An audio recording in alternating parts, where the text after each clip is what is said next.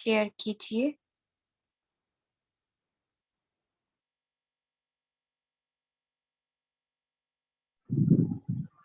ओम शांति। दीदी जी मेरी आवाज आ रही है?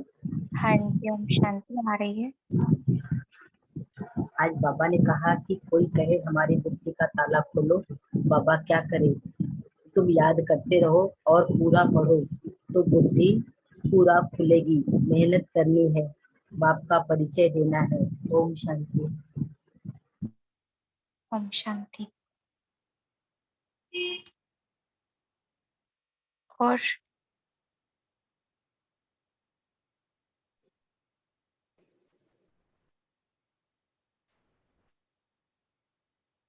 हाँ जी, बोलिए दीदी। नीता नीता, बहन। हाँ नीता बोल रही है। ओम शांति। हाँ जी, ये बोलिए। 5 तारीख की मुरली की बात कर रहे हैं और कि 6 तारीख की, क्योंकि हम दूसरे कंट्री में है। 5 की। हाँ, तो बाबा ने बताया कि माला के नंबर आगे पीछे होने का मुख्य कारण क्या है। बाबा बता रहे हैं अगर श्रीमत का पालन करेंगे और अच्छी तरह अगर हम पढ़ेंगे तो हम आगे नंबर भी ले सकते हैं। पीछे आने के बाद भी हम आगे नंबर ले सकते हैं। कैसे ले सकते हैं पीछे आने के बाद भी नंबर आगे? श्रीमत को फॉलो करके। हाँ जी। कभी कभी क्या होता है ना कि नए बच्चे आगे चले जाते हैं श्रीमत में, और पुराने बच्चे जो होते हैं वो श्रीमत से पीछे चले जाते हैं, तो नंबर भी और पीछे चला जाता है। हाँ ये जी। अभिमान भी रहते हैं तो भी पीछे चले जाएंगे। बाबा की पहली श्रीमत ही कौन सी है? अपने को आत्मा समझ परमपिता परमात्मा बाप को याद करो। पहली श्रीमत, पहला नंबर। पहली श्रीमती पीछे छोड़ दी, माना आत्म अभिमानी की जगह देही अभिमानी ये बने। अभिमानी। और शेयर कीजिए।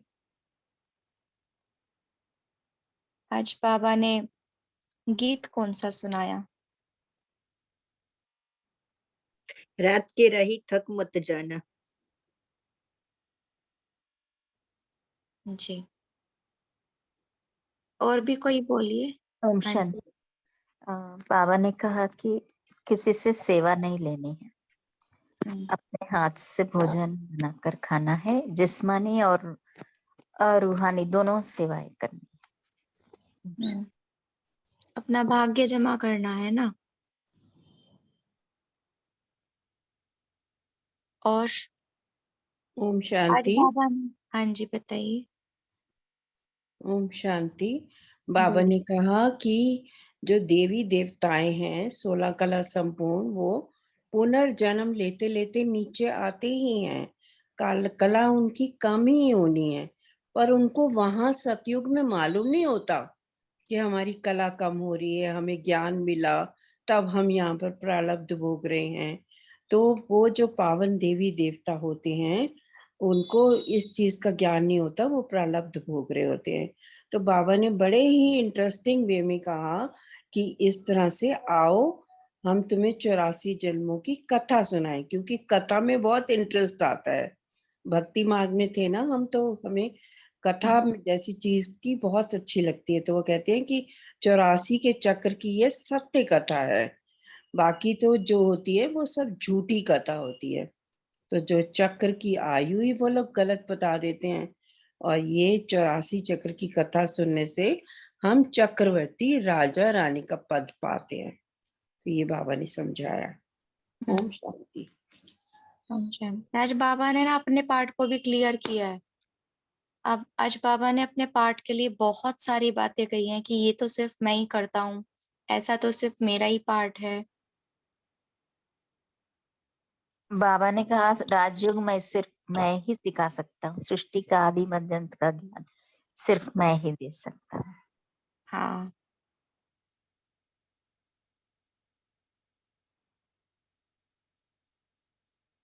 और क्या कहा बाबा ने अपने बारे में? ओम शांति जी। शांति। आज प्यारे बाबा ने कहा कभी भी ईर्ष्या के कारण एक दूसरे पर चिंतन नहीं करना, यानी कि ईर्ष्या का बाबा कहते मुरलियों में कहते काली आग की तरह है। पर चिंतन बाबा हमेशा मूल्य में कहते हैं, पर चिंतन, पर दर्शन, पर संग, पर मत कभी नहीं करना। एक पे योग करना है, कौन सा परोपकार।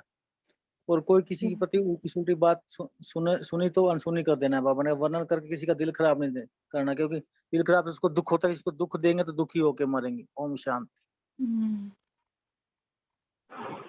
ओम शांति दीदी। ओम शांति। मैंने एक पॉइंट धारण किया है, वो है वरदान, रात दिन दुखी अशांत आत्माओं को खुशी का दान देने वाले मास्टर रहमदिल भाई। ओम शांति। ओम शांति।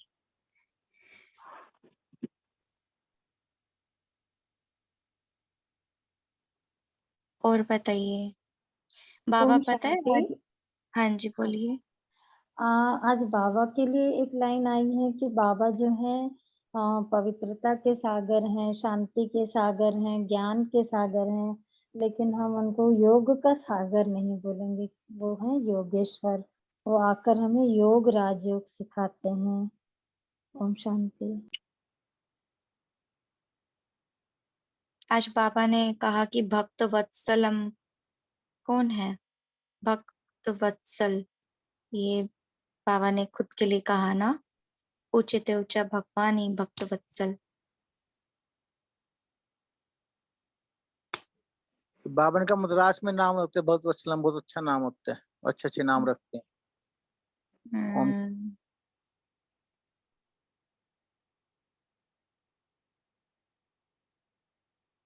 श्रीमत पर नहीं चलते तो कौन से मत पे चलते हैं? क्यों कह रहा बाबा श्रीमत पे नहीं चलते, तो किसकी मत पे चलते हैं? रावण की मत पर। रावण की। सब जानते हैं। मन मत पे दीदी जी। मन मत, पर मत, रावण की मत।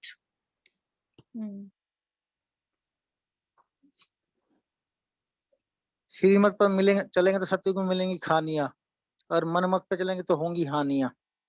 ओम शांति। आज है ना, हमने एक मुरली पढ़ी, उसके अंदर बाबा ने कहा कि बच्चे है ना, अभी अहिंसक आत्मा जो होती है वो कभी भी खून नहीं करती। खून करना माना हिंसा करना। तो जैसे हम जानते हैं, जैसे जो बाप द्वारा दिव्य बुद्धि दी हुई है, दिव्य विवेक दिया हुआ है, वो अगर माया के वश हो जाए, पर मत के वश हो जाए, कुसंग के वश हो जाए, परिस्थिति के वश हो जाए, और फिर हम अपने ईश्वरीय विवेक को दबाते हैं, तो बाबा कहते हैं ईश्वरीय विवेक का खून करते हो। है ना, माना परमत पे जब हम चलते हैं तो हम जानते तो हैं ही कि ये चीज हम गलत कर रहे हैं, जानते हुए भी सप्रेस कर लेते हैं उस ज्ञान को, हम बुद्धि को सप्रेस कर लेते हैं, दबा लेते हैं, और फिर हम क्या करते हैं, माया के अधीन हो जाते हैं। तो बाबा कहते हैं जैसे अपना ही खून कर लेते हैं, दिव्य बुद्धि का खून कर लेते हैं। दिव्य बुद्धि किसकी दी हुई है? बाबा की। तो ईश्वरीय विवेक का खून। तो बाबा इसको महापाप कह रहे थे, इसलिए हम बता रहे हैं कि श्रीमत पर चलने के लिए बाबा बार बार क्यों फोर्स करता है। तो अगर हमें डबल अहिंसक बनना है ना, तो ये छोटी छोटी बातों का भी बहुत ध्यान रखना है। कोई भी ऐसा कर्म नहीं करना है जिससे सजा खानी पड़े। इसीलिए श्रीमत पर चलते रहो। बाबा ने हर एक बात के लिए हमें श्रीमत दी हुई है। सब कुछ जानते हुए भी अगर नहीं चलेंगे तो फिर तो महापाप ही है ना। और सुनाइए। ओम शांति दीदी। ओम शांति। हाँ दीदी, आज ज्यादातर बाबा ना जैसे कोशिश कर रहे थे कि बच्चे मुख खोलें, है ना, जो सुनते हैं, जो उन्होंने इतना भरा है तो कुछ ना कुछ तो करें। जैसे फिर बाबा ने ये भी कह दिया कि बच्चे तुम बोलो तो सही, बाबा वो तुम्हें प्रवेश कर लेगा ना किसी को सुनाने में। फिर बाबा ने ये अवेयर भी किया कि यदि कईयों को सुनाने के लिए मान लो किसी का बुद्धि का ताला खोलना है, और बाबा ने प्रवेश किया, प्रवेश का ना उसको तीर लग गया हमारे बोलने से ही, और फिर हमें अभिमान भी ना आ जाए कि हम ही मैंने किया और ये मैंने ही दिल से सुनाया तो निकल गया। बाप दोनों तरफ से आज बाबा ने मुरली में ना वो किया कि जैसे बच्चे कुछ ज्ञान का ज्ञान सुनाए भी, मुख भी खोलें, हिम्मत भी करें ताकि बाबा मदद करे। और मदद बाबा करता है किसी को किसी के बुद्धि का ताला खोलने में, तो बच्चों को देह अभिमान भी ना आ जाए। तो दोनों तरफ से बाबा ने आज मुद्दी ने बताया। शांति। पूरा पढ़ो तो बुद्धि खुलेगी। ये कहा ना बाबा ने। और श्रीमत पर न चलो तो बुद्धि का ताला बंद हो जाएगा। और भी बाबा ने लास्ट में एक समझानी दी है। ओम शांति। मुझे लगता है बाबा ने समझाया कि कभी किसी से सर्विस नहीं लो, अपने हाथ से भोजन आदि बनाओ। और बाबा ने आज क्षमा भी मांगने के लिए कहा है। अगर कोई भूल हो जाए तो फौरन बाबा से क्षमा मांगनी चाहिए। तो मुझे लगता है आज पोतामेल में हमें बाबा से जाने अनजाने में कोई भूल हुई हो तो क्षमा मांग लेना चाहिए, लिखकर पत्र के द्वारा। ओम शांति। वैसे तो देखो, जब कोई भूल हो जाती है तो बोझ चढ़ जाता है ना। बोझ के कारण फिर बहुत व्यर्थ चलता है और फिर हमारी स्थिति भी डाउन चली जाती है। तो इसीलिए ज्यादा स्थिति खराब ना हो और टाइम से हम संभल जाएं, तो जो भी बात है वो बाबा को बता दो, ताकि बाबा वो बोझ हमारा समाप्त कर दे और हम फिर से एक नई शुरुआत करें। नहीं तो फिर दुगना पाप चढ़ जाता है। और अभी तो सारे बोझ उतारने हैं, हिसाब किताब पूरे करने हैं। और बताएं, अभी है हमारे पास 5-7 मिनट। दीदी बाबा ने आज कहा कि किसी को आगे बढ़ते हुए देखकर ईर्ष्या भी नहीं करनी है। तो कहीं ना कहीं हम जब परचिंतन करते हैं तो उसका कारण ईर्ष्या ही है कि हम उसे देखकर हमारे अंदर ईर्ष्या पैदा हो रही है, तब हम परचिंतन कर रहे हैं। फिर बाबा ने कहा कि किसी के सुनी अनसुनी बातें या उल्टी सीधी बातें सुनकर फिर दूसरों को सुनाकर किसी का दिल भी खराब नहीं करना है। तो इसका भी ध्यान रखना है। ओम शांति। नीता बहन बोलिए। बाबा ने आज मेरे को वही अच्छा लगा कि बाबा ने कहा कि मामे कम याद करो, किसी को भी याद करना माना अज्ञान है। ये बात मेरे को बहुत अच्छी लगी आज की मुरली में से। आज बाबा ने एक रस अवस्था के लिए भी बात की ना। एक रस अवस्था भी बनी रहनी चाहिए। उसके जैसे लिए हाँ, उसके लिए क्या करना चाहिए? ये कि घर का काम में जब जुट जाते हैं तो भूल जाता है ना। यही तो पुरुषार्थ है। हाँ, इसलिए तो मैंने पूछ रही हूँ कि क्या आप करते हो? आप सेंटर बाबा से संबंध बांध सकते हैं। इच अनुभव करना है इच संबंध का। और बताइए, एक रस अवस्था के लिए क्या कर सकते हैं? ऐसे तो स्वमान भी लेते हैं लेकिन याद नहीं रहता। कभी जब काम करते हैं ना उसी वक्त हम भूल जाते हैं। दीदी ये सब गृहस्थ व्यवहार में रहने वाली माताओं का प्रॉब्लम ही है। और सुबह एक्चुअल में हम काम करते हुए ना उनको हर समय साथ रखें। ऐसे किचन में है तो ऐसे अपनी मदर की तरह या अपनी बहन की तरह, मतलब उनसे बात करते रहे मन में, कितना नमक डालूं, कितना क्या डालूं, अच्छा बर्तन ढंग से नहीं धुल रहे, हर चीज में उनको रखें। मान लीजिए हम नहाने गए तो जैसे ब्रह्मा बाबा अपना एक्सपीरियंस बताते थे कि इस शरीर को मैं धो रही हूँ, ऊपर से ज्ञान की वर्षा हो रही है, मुझे आत्मा में बाबा से किरणें आ रही हैं, तो वो उसकी धुलाई हो रही है। और मतलब ऐसे छोटी छोटी चीज, झाड़ू लगा रहे हैं ऐसे, तो उसमें आ जाओ बाबा। निरंतर नहीं रहता, सब ज्ञान सब में भरा है, आता भी है। हाँ जी, नहीं ये मतलब करना लेकिन है, हमें करना है। अटेंशन देना पड़ेगा। बाबा कहते हैं हाँ ना कि वही हमें तो। दृढ़ता और हाँ अटेंशन, वो तो हमें हाँ, करना ही पड़ेगा। अटेंशन ये तो अटेंशन तो देना पड़ेगा दीदी, बार बार। है ना। घर अपना नहीं समझना है, ये भी बाबा का घर समझने से, आत्मा समझकर शरीर से काम कराते याद में हर कर्म करेंगे, वही तो राजयोग है, बाबा कह रहे हैं। सोनिया बहन आप बोलिए, कुछ कह रहे थे। हाँ जी, ओम शांति दीदी। दीदी जो अभी दीदी ने क्वेश्चन पूछा ना, उसका जो आंसर हमें समझ में आ रहा है कि निरंतर याद कैसे बनी रहे। उसके लिए अगर हम थोड़ी थोड़ी देर के बाद ना अपने को आत्मा समझ के अगर हम बाबा के साथ कंबाइंड हो जाते हैं, मतलब इस पे थोड़ा अटेंशन दे लेते हैं, तो वो लंबे समय तक हमारी वो स्मृति बनी रहती है। फिर उसके बाद जैसे कर्म करते हुए अभी दीदी ने कहा कि बाबा का ये घर ही बाबा का है, जैसे हर कर्म करते वक्त साथ ले लो, लेकिन जैसे मोबाइल की बैटरी खत्म हो जाए और हम थोड़ी थोड़ी देर के बाद उसको चार्जिंग पे लगा रहे हैं तो वो हमारा काम चलता रहता है ना। तो इसी तरह से अगर हम अमृत वेले के बाद सारा दिन ये अटेंशन रखते हैं ना कि थोड़ी थोड़ी देर के बाद सिर्फ बाबा को टच किया, तो उससे भी बहुत फायदा होता है अपनी स्थिति को मेंटेन रखने के लिए। ओम शांति। ऐसे तो ट्रैफिक कंट्रोल भी है कि हर घंटे में ट्रैफिक कंट्रोल बजता है तो याद तो आ जाती है, लेकिन निरंतर जो याद आप बता रहे हैं ना वो नहीं रहती है। एक्चुअली क्या है ना कि एक रस स्थिति जो है वो हमारी शक्तिशाली स्थिति से ही बनती है। जब तक आपकी स्थिति शक्तिशाली नहीं है तब तक आपकी स्थिति एक रस हो नहीं सकती है, निरंतर याद नहीं रह सकती है। तो अपने भीतर शक्तियों को बढ़ाना बहुत जरूरी है, नहीं तो बार बार डाउन आते जाएंगे। अच्छा, ये 1+NR से जो है वो बात कर सकते हैं। आपने माइक अनम्यूट किया है। 1+।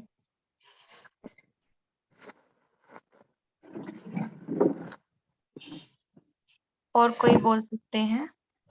एक पॉइंट और बस। ओम शांति दीदी, मैं एक पॉइंट बोलूँ क्या? हाँ जी बोलिए। इसी में आगे बाबा ने कहा है ना कि जितनी याद करेंगे उतनी स्थिति शक्तिशाली बनती जाएगी। तो शक्तिशाली स्थिति याद, यही एक रस स्थिति का अगला रिजल्ट है। ओम शांति। दीदी ओम शांति। ओम शांति। दीदी आपने एक रस स्थिति के लिए बोला है ना, तो हमें तो ये अनुभव होता है कि सारा दिन ना बाबा को साथ रखते हैं। बाबा चलो ये काम करें, चलो बाबा किचन में चले, बाबा नमक डालो कितना डालना है ना सब्जी में, बाबा ये आप ही बनाओगे, जो बनाओगे एक जो रस बनेगा आपके उससे स्वाद बनेगा। मैं तो कुछ जानती नहीं। फिर मैं जब भी थक जाती हूँ, लेटती हूँ, तो मैं थोड़ी देर बाद कहती हूँ बाबा उठो ना, कितना आराम तो कर लिया, उठो कुछ काम करें। तो मैं इस तरह से बाबा को सारा दिन याद रखती हूँ। पर एक मेरी कमी ये है कि सुबह ना मैं उठते ही बोल देती हूँ कि बाबा खाते पीते सोते जागते किसी से बात करते कुछ भी करते मेरे साथ रहना, मेरे अंग संग रहना, इधर उधर मत चले जाना मेरे को छोड़ के, कि मेरे मुंह से कोई गलत शब्द ना निकले। पर खाना खाते हुए मैं उनको भूल जाती हूँ, पहली ग्रास में अपने मुंह में डालती हूँ फिर उनको याद करती हूँ। ऐसा क्यों? चलो इसका भी आंसर देंगे, लेकिन अभी योग का टाइम हो गया है तो हम उस तरफ चलते हैं क्योंकि मुरली भी टाइम से स्टार्ट करनी है। ठीक है दीदी। तो कल्पना दीदी आज आपको रीड करनी है ना मुरली, आप योग कराएंगे? कल्पना दीदी। ओम शांति। हाँ जी दीदी, आप योग कराएंगे 10 मिनट? हाँ जी। ठीक है।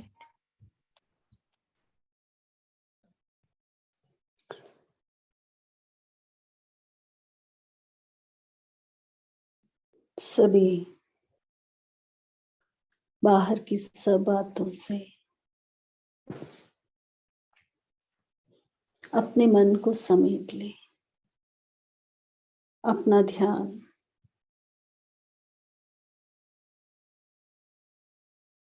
अंतर मन की तरफ ले जाएं। देखें स्वयं को 5 तत्वों के बने इस स्थूल शरीर में मैं आत्मा मस्तक मणि बनकर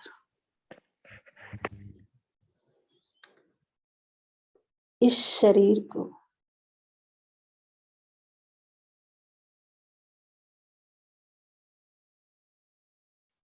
अपनी शक्ति से चला रही हूं। मैं चैतन्य हूं।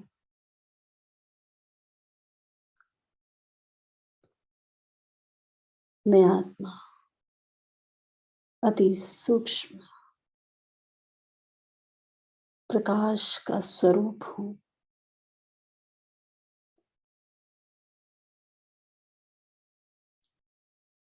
मेरा दिव्य प्रकाश इस स्थूल देह में चारों तरफ फैल रहा है।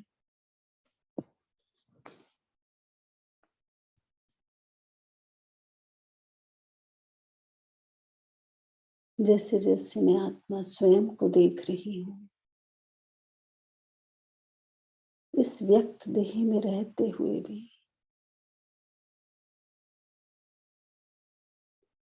स्वयं को अव्यक्त अनुभव कर रही हूँ।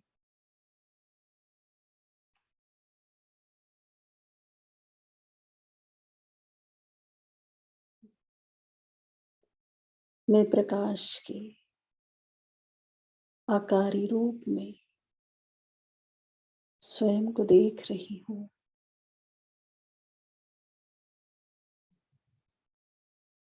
मैं अव्यक्त फरिश्ता हूँ।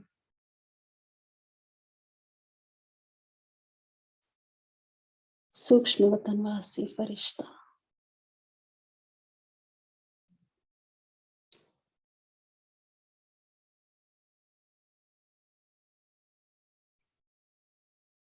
अव्यक्त बाप दादा से मुलाकात करने के लिए रू रिहान करने मैं आत्मा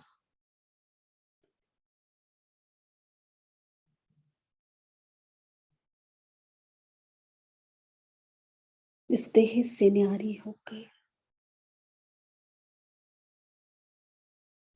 सूक्ष्म वतन में देह की दुनिया से पार स्वयं को देख रही हूँ।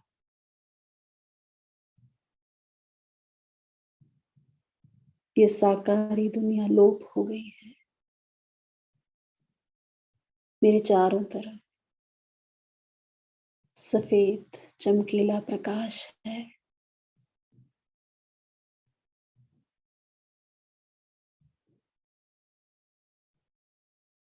आवाज से परे ये अव्यक्त दुनिया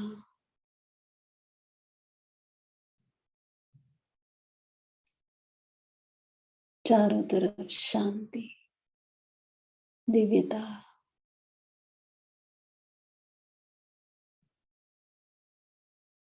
देख रही हूँ स्वयं को अव्यक्त बाप दादा के सम्मुख।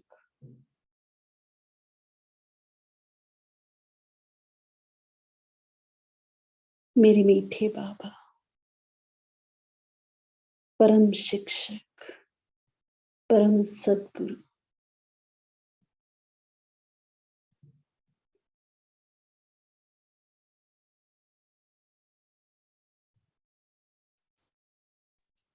मुझे प्यार से अपने पास बुला रहे हैं।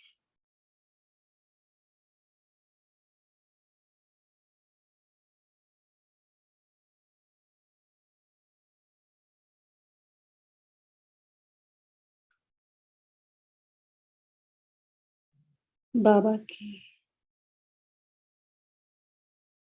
इस अव्यक्त फरिश्ते रूप से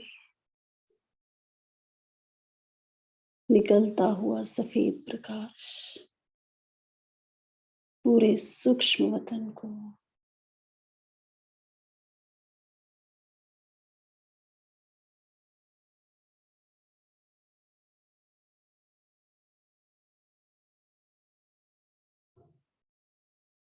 पवित्रता और शक्ति से भर रहा है। मैं आत्मा स्वयं को इन पवित्र शक्तियों में समाया हुआ देख रही हूँ।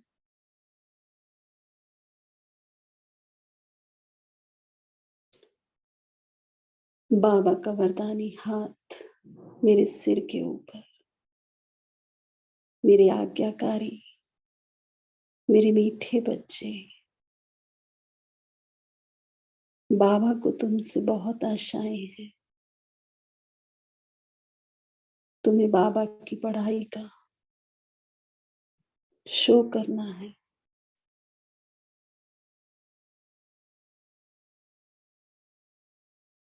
तुम शिव शक्ति हो, बाबा की आशाओं का दीपक हो।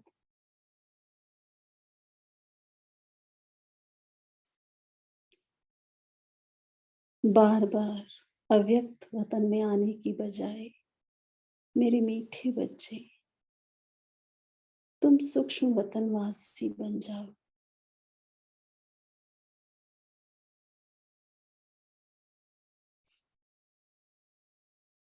इस साकारी दुनिया में तुम अव्यक्त वतन का नक्शा बनाओ।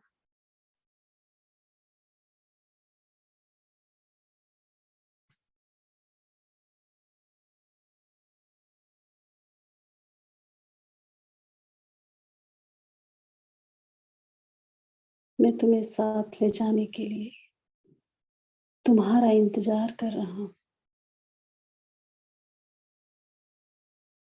तुम भी मेरी तरह संपूर्ण बन जाओ।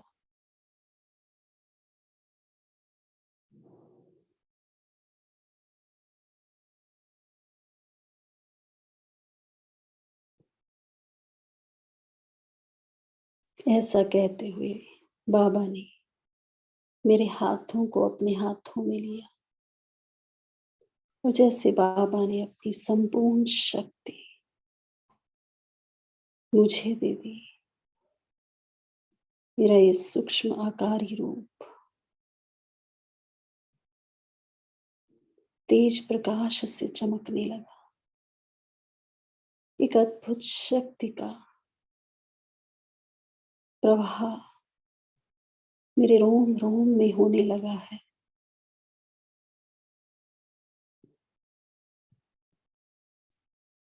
मुझ फरिश्ते की चमक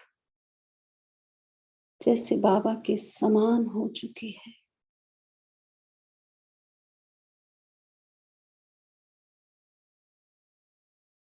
मैं आत्मा भी बाबा की तरह अव्यक्त रूपधारी फरिश्ता हूं।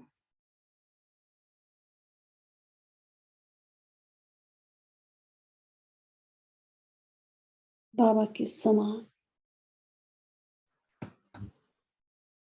प्रकाश का प्रवाह, शक्तियों का प्रवाह मुझ फरिश्ते से स्वतः ही चारों तरफ फैल रहा है।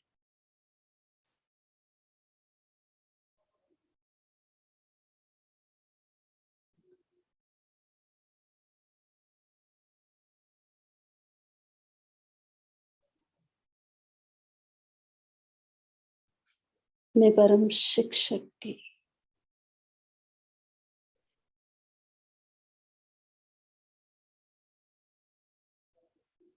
ऊंचे ते ऊंचे बाबा की स्टूडेंट हूं।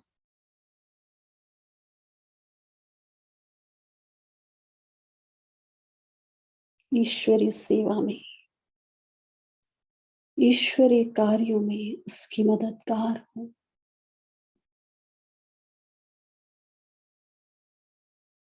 जो बाबा का कार्य वही मेरा कार्य, जो बाबा के संकल्प वही मुझ फरिश्ते के संकल्प। मैं बाप समान विश्व कल्याणकारी फरिश्ता हूं।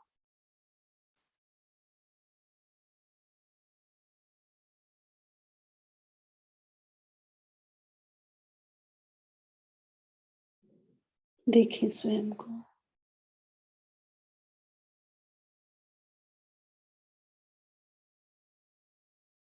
अपने संपूर्ण फरिश्ताई स्वरूप में, और धीरे धीरे मैं फरिश्ता वापस इस साकार दुनिया में अपने साकारी स्वरूप में प्रवेश कर रहा हूं। मैं अव्यक्त रूपधारी फरिश्ता हूं। मैं सूक्ष्म वतनवासी हूं। दिव्य अलौकिक अंतर्मुख फरिश्ता। ओम शांति। ओम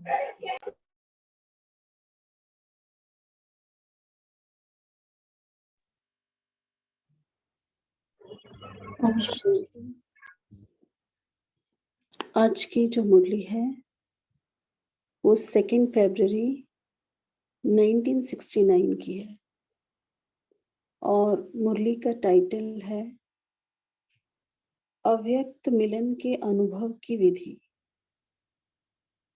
ये जो मुरली है ये 1969 में बाबा ने चलाई थी और ये मुरली अभी भी उतनी ही एप्लीकेबल है जितनी उस समय थी, क्योंकि तब बाबा से सभी बच्चे साकार रूप में मिलते थे और बाबा के जाने के बाद उन सभी को बाबा ने इस मुरली में अव्यक्त मिलन का बताया कि आप सभी को अव्यक्त मिलन का अनुभव करना है।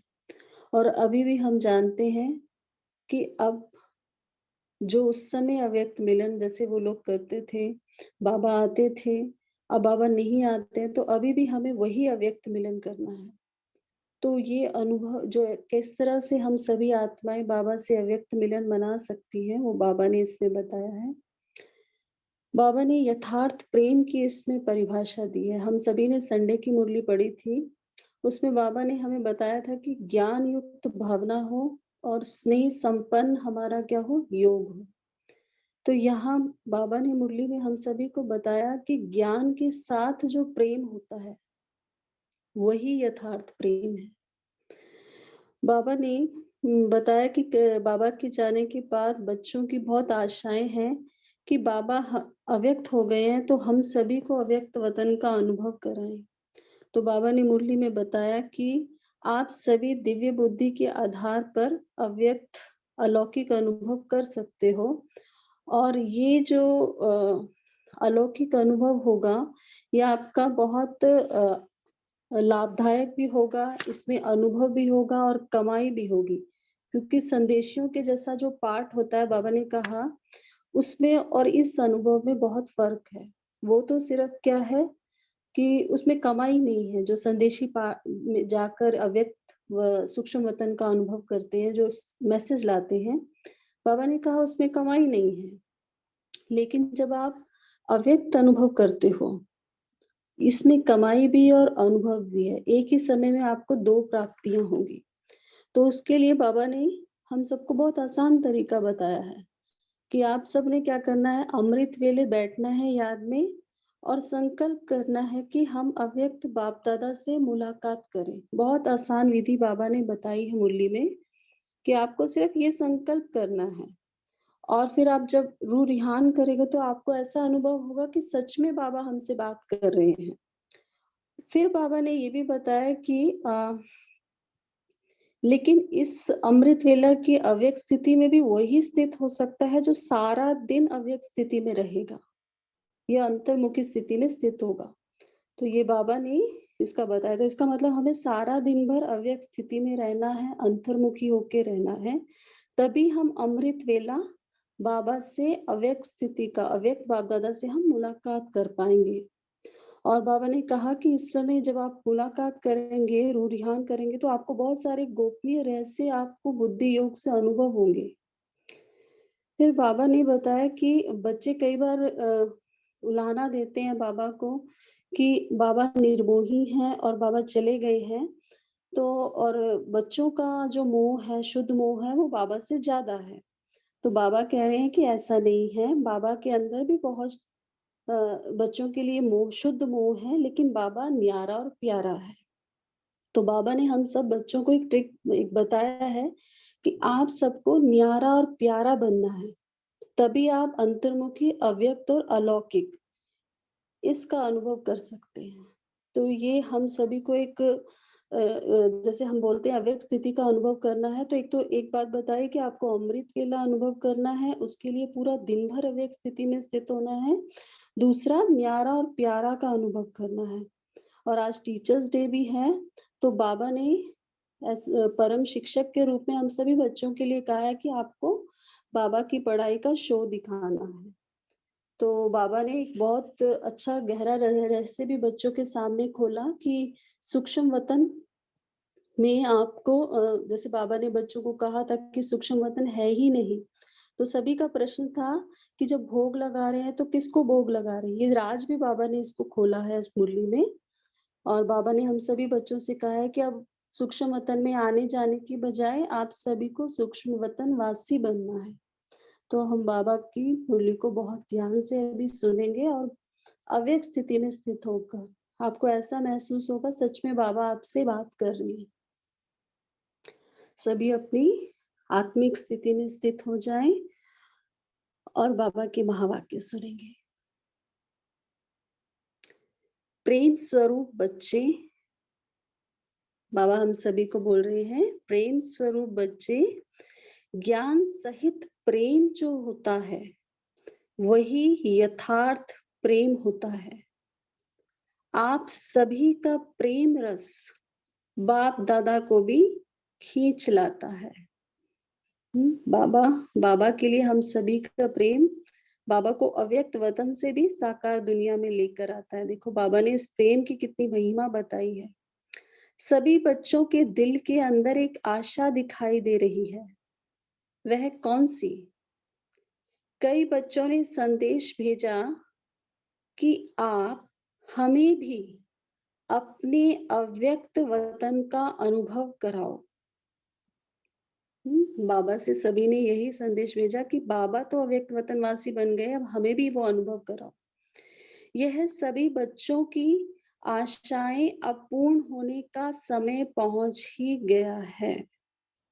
आप कहेंगे कि सभी संदेशी बन जाएंगे, सभी संदेशी की तरह जाएंगे अव्यक्त वतन में। अब बाबा ने क्या उत्तर दिया इसका?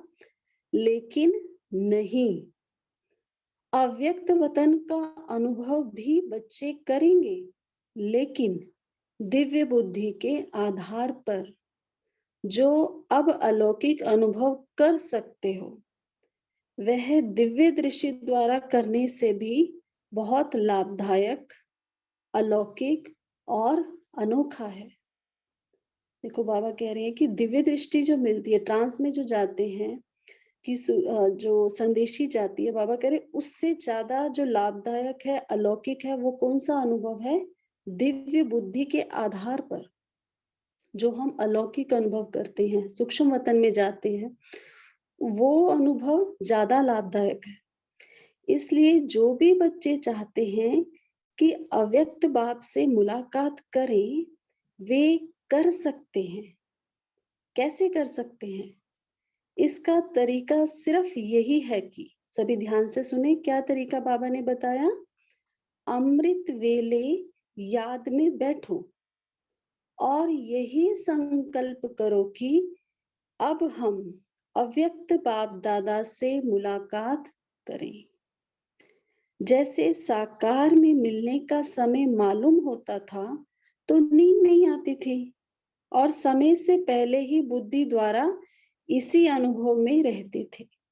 बाबा से जब साकार में सभी मिलने जाती थी पार्टी, तो सबकी नींद भी गुम हो जाती थी कि हमें बाबा से मिलना है, और पहले से ही वो बार बार संकल्प होने से बुद्धि से वो अनुभव होता था। तो अब बाबा क्या कह रहे हैं? वैसे अब भी अव्यक्त मिलन का अनुभव प्राप्त करना चाहते हो तो उसका बहुत सहज तरीका यह है, अव्यक्त स्थिति में स्थित होकर रूहान करो तो अनुभव करेंगे कि सचमुच बाप के साथ बातचीत कर रहे हैं। और इसी रूहान में जैसे संदेशियों को कई दृश्य दिखाते हैं, वैसे ही बहुत गुह्य गोपनीय रहस्य बुद्धि योग से अनुभव करेंगे। हम सभी ने सुना है कि जैसे हमारी दीदियां जाती हैं भोग के लिए, भोग संदेश लेकर आती हैं, तो बाबा ने कहा कि उनको बहुत सारे दृश्य दिखाते हैं बाबा। तो इसी तरह से हम सब भी जब अव्यक्त स्थिति में स्थित होंगे, बाबा से मुलाकात करेंगे, रूहान करेंगे, तो हमें बहुत ही गुह्य रहस्य बुद्धि योग के द्वारा अपने आप अनुभव होने लगेंगे। लेकिन अभी इसके लिए भी बाबा बता रहे हैं आगे, लेकिन एक बात यह अनुभव करने के लिए आवश्यक है, वह कौन सी मालूम है? अमृत वेले भी अव्यक्त स्थिति में वही स्थित हो सकेंगे जो सारा दिन अव्यक्त स्थिति में और अंतर्मुख स्थिति में स्थित होंगे। ये बहुत इम्पोर्टेंट बात है कि हम सभी चाहते हैं बाबा से हम अव्यक्त स्थिति में स्थित होकर मुलाकात करें। पिछली मुरली में भी बाबा ने अव्यक्त स्थिति के लिए बताया था। तो बाबा ने कहा अव्यक्त स्थिति में स्थित होने के लिए हमें पूरा दिन भर उसी स्थिति में स्थित होना है, तभी अमृत वेले वो स्थिति वापस आएगी। तो उसके लिए बाबा ने कहा पूरा दिन भर अव्यक्त स्थिति में और अंतर्मुखी स्थिति में हमें स्थित होना है, वही अमृत वेले यह अनुभव कर सकेंगे।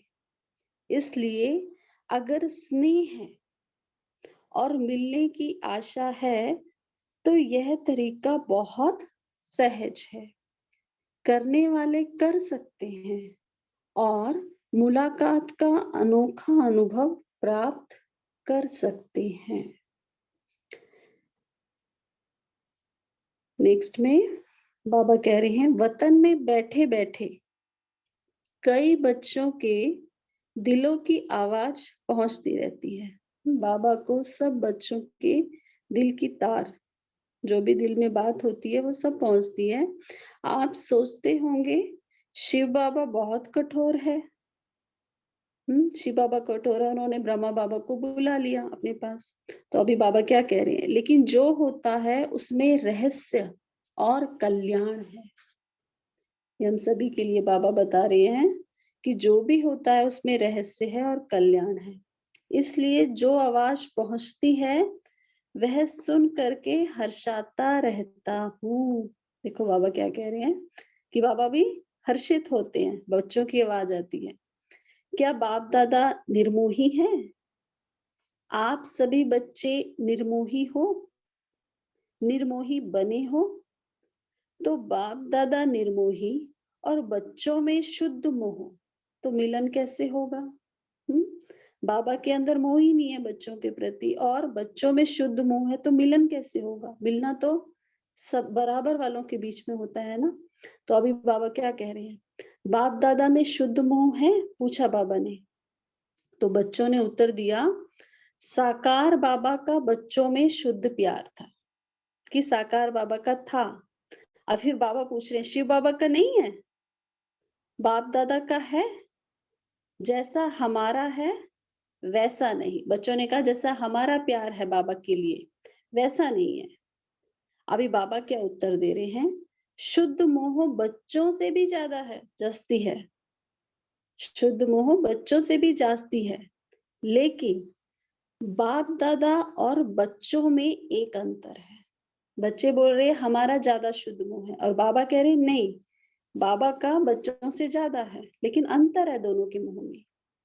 वह शुद्ध मोह में आते हुए भी निर्मोही है।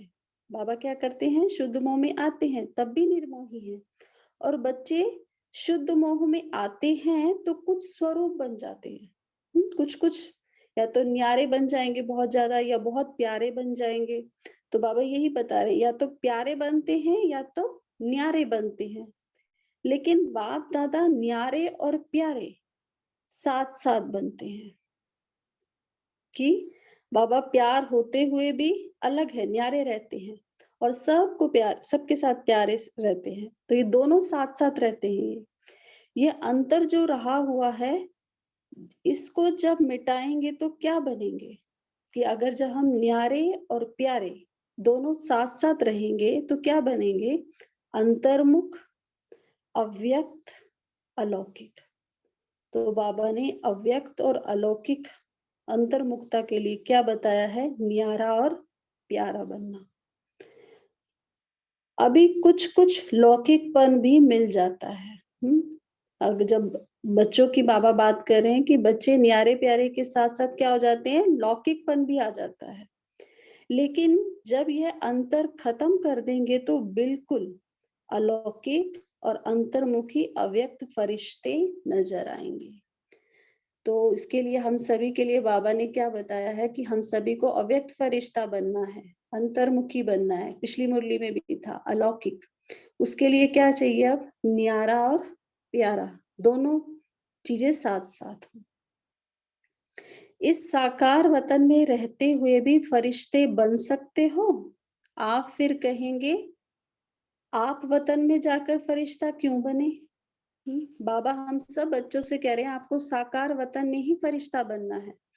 और फिर बच्चे पूछ रहे हैं, बाबा कहते हैं बच्चों का प्रश्न होगा कि आप क्यों बने? यहाँ ही बनते, लेकिन नहीं। जो बच्चों का काम वह बच्चों को साजे, जो बाप का कार्य है वह बाप ही करते हैं। बच्चों को अब पढ़ाई का शो दिखाना है। बाबा से पढ़ाई ली, हमारा परम शिक्षक स्वयं भगवान है, तो हम स्टूडेंट कैसे होने चाहिए? अब बाबा कह रहे टीचर को पढ़ाई का शो नहीं दिखाना है, टीचर को पढ़ाई पढ़ानी होती है, स्टूडेंट को पढ़ाई का शो दिखाना होता है। शो केस में शक्तियों को पांडवों को आना है, सबके सामने, पूरी दुनिया के सामने बाबा को प्रत्यक्ष करने के लिए हम सबको आना है। बाप दादा तो है ही गुप्त,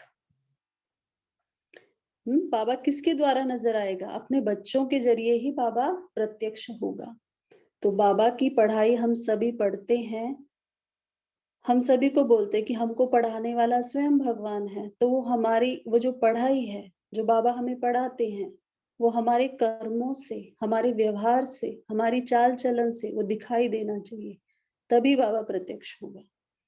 अभी सभी के दिल में यही संकल्प है कि अब जल्दी जल्दी ड्रामा की सीन चलकर खत्म हो, लेकिन जल्दी होगी? हो सकती है? होगी या हो सकती है? बाबा पूछ रहे हैं कितनी टाइम लगेगा इसमें? भावी जो बनी हुई है वह तो बनी हुई बनी ही रहेगी, लेकिन बनी हुई भावी में यह इतना नजर आता है कि अगर कल्प पहले माफिक संकल्प आता है तो संकल्प के साथ साथ अवश्य पहले भी पुरुषार्थ तीव्र किया होगा। कि अगर हम ये कह रहे हैं कि जल्दी ड्रामा खत्म हो, तो पुरुषार्थ भी क्या होगा? तीव्र किया होगा पहले, तभी तो संकल्प में आता है कि ड्रामा का सीन जल्दी पूरा कर सभी अव्यक्त वतनवासी बन जाएं। बनना तो है, लेकिन आप बच्चों में इतनी शक्ति है, देखो बाबा हम सबकी कैसे महिमा करें कि आप बच्चों में इतनी शक्ति है जो अव्यक्त वतन को भी व्यक्त में खींचकर ला सकते हो। हमारे बुलाने पर अव्यक्त वतनवासी बाबा नीचे आ जाते हैं। तो बाबा कह रहे हैं कि आप बच्चों में इतनी शक्ति है कि आप अव्यक्त वतन को भी व्यक्त में खींचकर ला सकते हो। अव्यक्त वतन का नक्शा व्यक्त वतन में बना सकते हो कि हम यहीं पे सूक्ष्म वतनवासी बन जाए, अव्यक्त रूपधारी बन जाए, कि पूरा साकार लोक ही क्या बन जाए? अव्यक्त वतन बन जाए।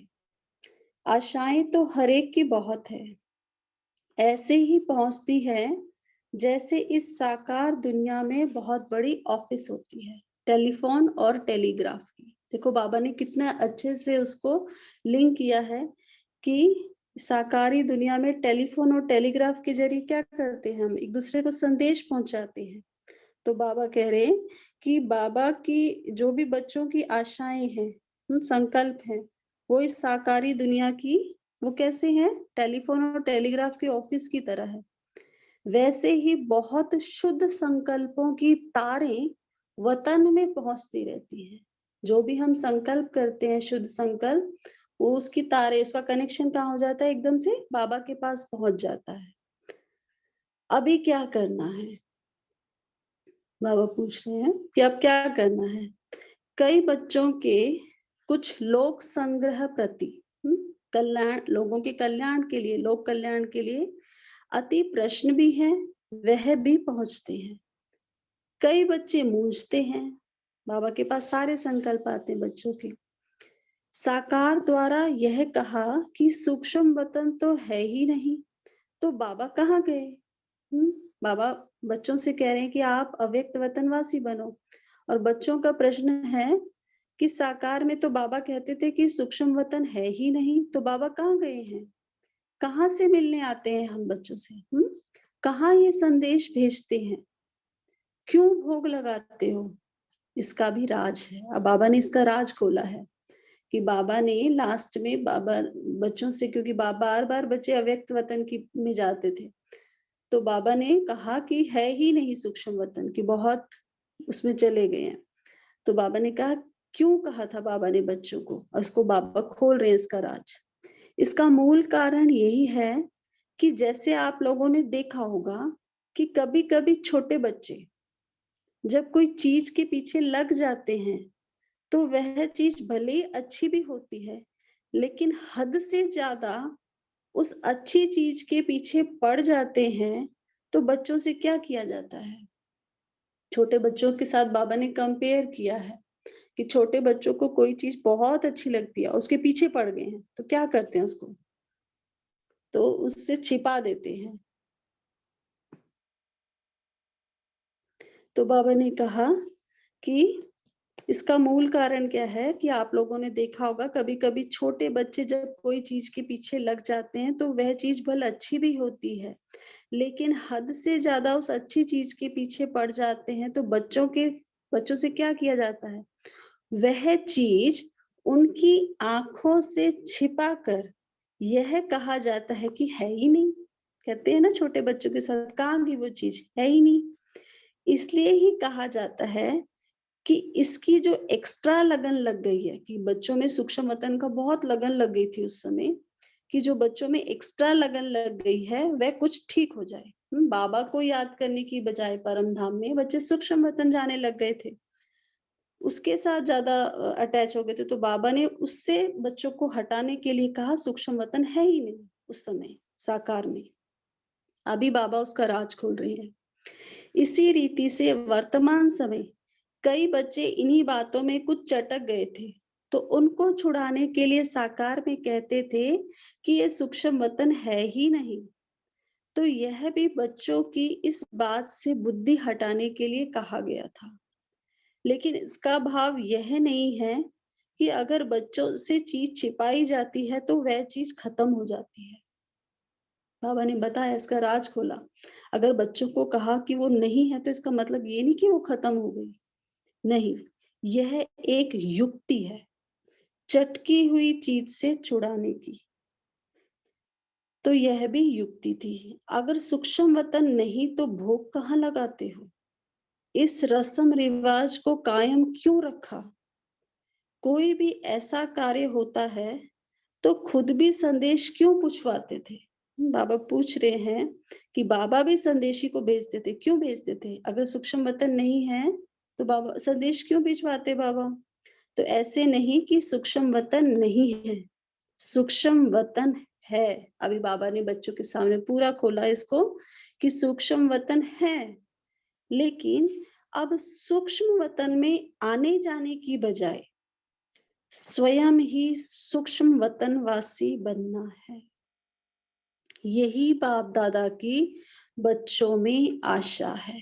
बाबा ने अपनी आशा बताई सब बच्चों से कि मेरे बच्चे अब सूक्ष्म वतन वासी बन जाए, आना जाना ज्यादा नहीं होना चाहिए। यह यथार्थ है। कमाई किस में है? तो बाप बच्चों की कमाई को देखते हैं और कमाई के लायक बनाते हैं।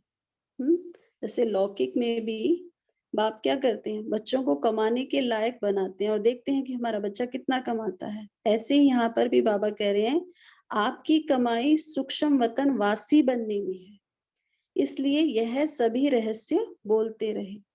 अभी समझा क्यों कहा था और अब क्या है? सूक्ष्म वतन के अव्यक्त अनुभव को अनुभव करो, सूक्ष्म स्थिति को अनुभव करो। आने जाने की आशा अल्पकाल की है। हम संदेश लेके जाते हैं, आते हैं, बाबा कहते हैं वो अल्पकाल की है। अल्पकाल के बजाय सदा अपने को सूक्ष्म वतनवासी क्यों नहीं बनाते और सूक्ष्म वतनवासी बनने से ही बहुत वंडरफुल अनुभव करेंगे। जैसे बाबा ने पहले पेज में बताया, उसी को बाबा यहाँ पर भी बता रहे हैं कि सूक्ष्म वतनवासी बनने से बहुत वंडरफुल अनुभव होंगे। खुद आप लोग वर्णन करेंगे कि यह अनुभव और संदेशियों के अनुभव में कितना फर्क है।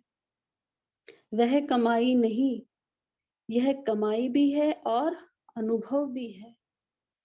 बाबा अव्यक्त अनुभव की बात कर रहे हैं कि हमें अव्यक्त अनुभव करना है, तो उसमें हमारी कमाई भी है और अनुभव भी है। दिव्य बुद्धि से जब हम बाबा से मुलाकात करते हैं। तो एक ही समय पर 2 प्राप्ति हो, वह अच्छा है या एक ही चाहते हो कि सिर्फ अनुभव हो, कमाई ना हो? तो बाबा कह रहे हैं आपको दोनों चीजें मिलेंगी, आपकी कमाई भी होगी, आपका जमा भी होगा और अनुभव भी होगा सूक्ष्म वतनवासी बनने से।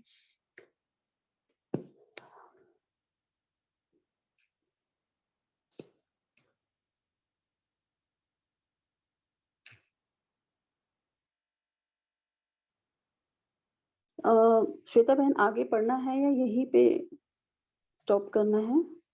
हाँ जी, अभी टाइम हो गया है, यहाँ तक हम रुकते हैं जी। Thank you so much. Thank you बाबा। जी, अभी हम 1 मिनट साइलेंस में रहते हैं।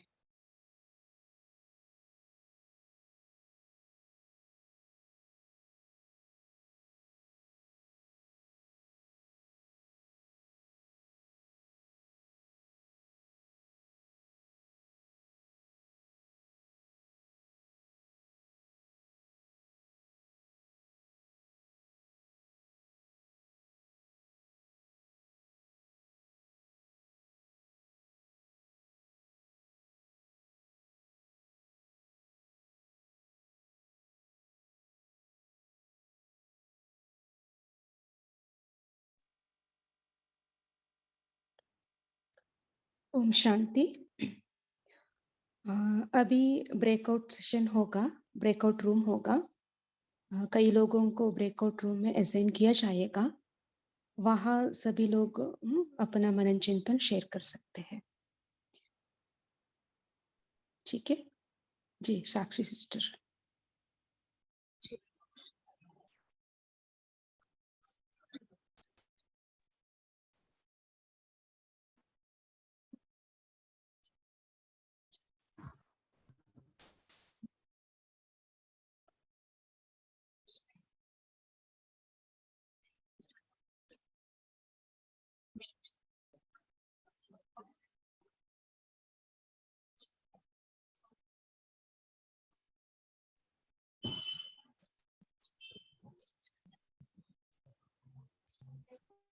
Not able to hear.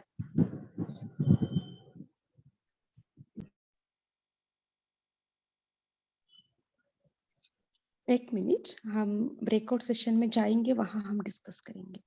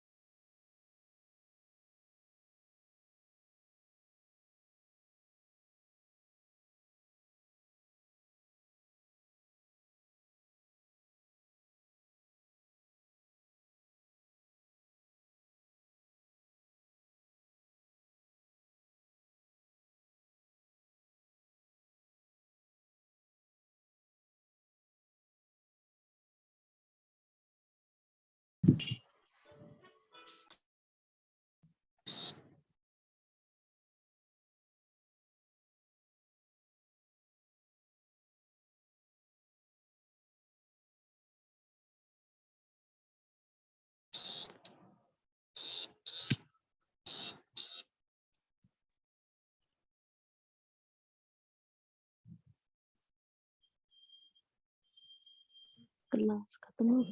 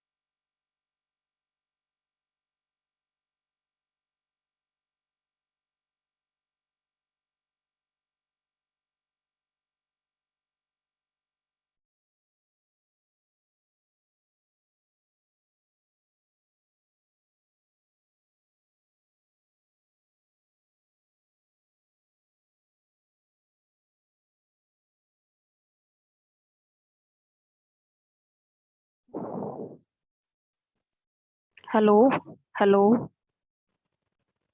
Om Om Shanti. Om Shanti. Om Shanti. हाँ, क्लास नहीं चल रहा है क्या बहन जी? ओम शांति।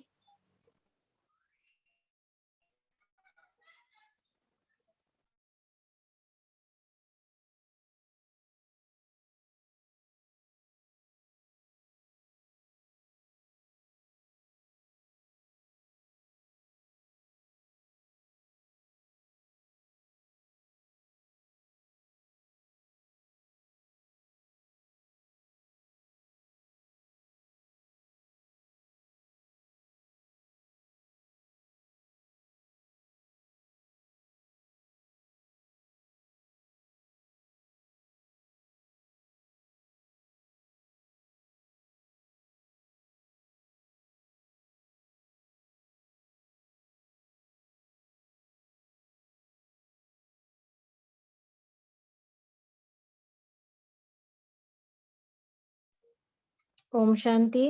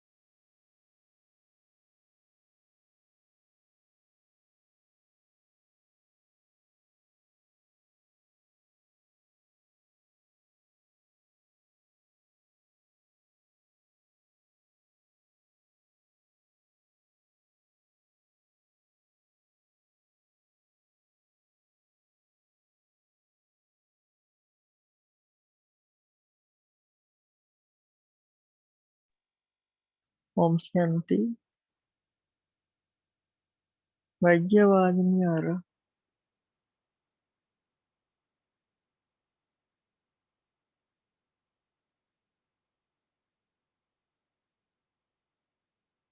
ओम शांति।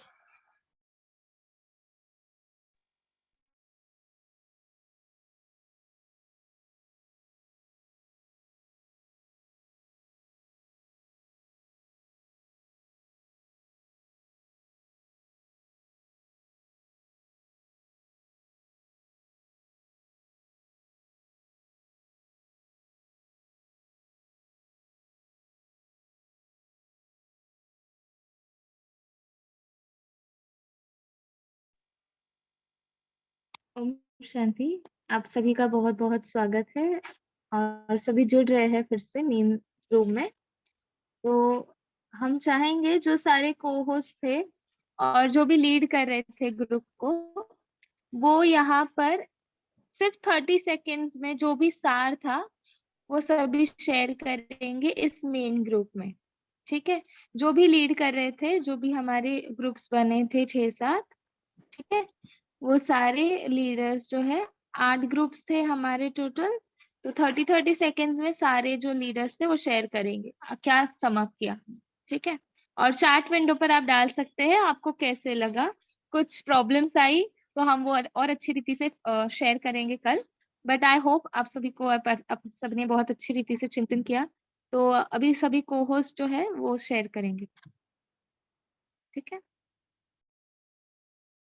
दीदी जब वो ब्रेकआउट करने के बाद लीव नाउ करते हैं, उसी समय लीव नाउ करना है क्या, कि बात भी हो रही तो रुकना है? नहीं पहले कंप्लीट बात कर लो। 60 सेकेंड के अंदर आप अगर नहीं 60 सेकेंड के बाद आप ऑटोमेटिक मेन रूम में आ जाएंगे। जी ठीक है, ओके। ओम शांति। हमारे ग्रुप में जो बाबा ने जो पॉइंट बोला है अलौकिक स्थिति के बारे में, उसमें अच्छा डिस्कशन हुआ कि अंतर्मुख, अव्यक्त और अलौकिक स्थिति के बारे में। और फिर हमने बाबा के संबंधों अपने और बाबा के संबंधों में बातचीत की। उसमें 2-3 बहनों ने बहुत अच्छा शेयर किया। और फिर उसके बाद हमने टीचर को पढ़ाई का शो नहीं करना, स्टूडेंट्स को करना है, ये भी बहुत अच्छा हुआ। अच्छे ज्ञानी आत्माएं हैं, अच्छे एक्सपीरियंस है। उन्होंने बहुत अच्छा चार्ट भी शेयरिंग किया है। सोनी बीके सोनी बहन ने, और भी बहनें थी, मुझे नाम उनके अभी इतने से याद नहीं रहे हैं। तो बहुत अच्छा सेटिस्फाइड हुए हम सभी, मुझे ऐसा लगता है। ओम शांति। ओम शांति। हमारे ग्रुप में भी सभी आत्माओं ने ऐसे सेम यही पॉइंट शेयर किए, लेकिन एक भाई जी एडवांस मुरली के लास्ट में सुदर्शन चक्र के बारे में बाबा ने बोला, वो भी उन्होंने शेयर किया। बहुत ही मुरब्बी बच्चे थे, बाबा बहुत ही ज्यादा एडवांस चल रहे थे, उन्होंने शेयर किया लास्ट में, जो आगे मुरली हमने रीड भी नहीं की है। लास्ट में पॉइंट सुदर्शन चक्र के बारे में। बाकी सभी ने अमृत वेले के बारे में, स्थिति के बारे में बहुत अच्छा शेयर किया। सभी ने अपने अपने पॉइंट शेयर किए, बहुत अच्छा। साक्षी सिस्टर, टाइम हो रही है। ठीक है जी, सो इसलिए यहाँ हम डिस्कशन फिर से नहीं करते हैं। सो यही अब ये होमवर्क लेंगे हैं और हाँ कॉल को समाप्त करेंगे। चलो। कल्पना सिस्टर आप कंटिन्यू करें।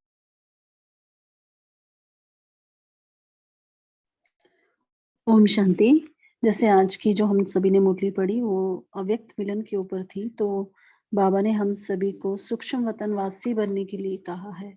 तो कल हम सुबह से लेकर अमृत वेला, जैसे बाबा ने कहा कि हम सभी संकल्प करेंगे कि हम अव्यक्त बाप दादा से मुलाकात करें। तो इसी संकल्प में स्थित होकर सभी बाबा से रूढ़ियान करेंगे, बाबा से मुलाकात करेंगे अमृत वेले, और पूरा दिन भर अव्यक्त स्थिति और अंतर्मुखी स्थिति में रहेंगे सभी। कोई भी कर्म करें, आप चल रहे हैं, आप खा रहे हैं, आप बोल रहे हैं, आप किसी को देख रहे हैं, तो यही अनुभव करना है कि मैं सूक्ष्म वतनवासी फरिश्ता हूँ, कि फरिश्तों की चाल कैसे होती है, फरिश्तों का बोलना कैसे होता है। किसी को भी देखें, यही समझे कि ये भी अव्यक्त वतनवासी फरिश्ता है।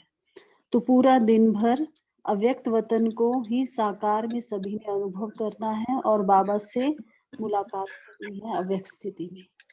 ओम शांति। तो सभी अव्यक्त वतनवासी बच्चों को गुड नाइट, ओम शांति। कल फिर मिलेंगे। ओम सभी शांति। धन्यवाद। उसके लिए ना दीदी सबको लाइट, उसके लिए सभी जो भी हम आंखों से देख रहे हैं वो लाइट के रूप में देखेंगे, तो मतलब जल्दी अव्यक्त सूक्ष्म वतनवासी बन जाएंगे। जी, सभी फरिश्तों को ओम शांति, गुड नाइट। भाई जी यही वाणी कल सवेरे